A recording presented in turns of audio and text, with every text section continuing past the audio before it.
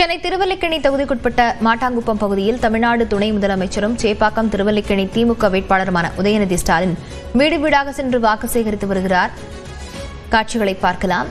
இதுகுறித்த விவரங்களுடன் செய்தியாளர் லிபிகா இணைந்திருக்கிறார். லிபிகா, விவரங்களை பதிவு செய்யலாம்.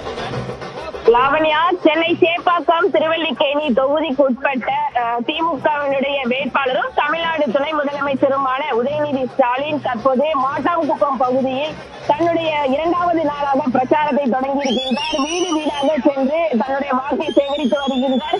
குறிப்பாக சேப்பாக்கம் திருவல்லிக்கேணி தொகுதிக்கு உட்பட்டு இரண்டாவது முறையாக சட்டமன்ற உறுப்பினராக தமிழ்நாடு துணை முதலமைச்சர் உதயநிதி ஸ்டாலின் தற்போது போட்டியிடுகின்றார்.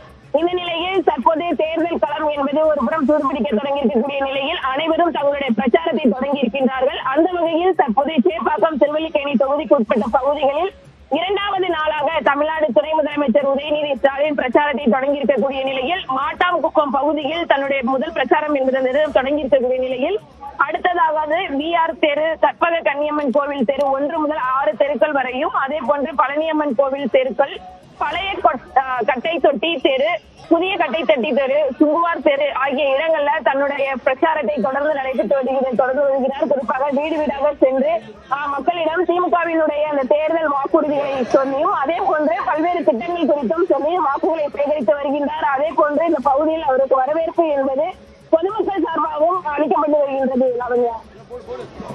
விவரங்களுக்கு நன்றி லிபிகா.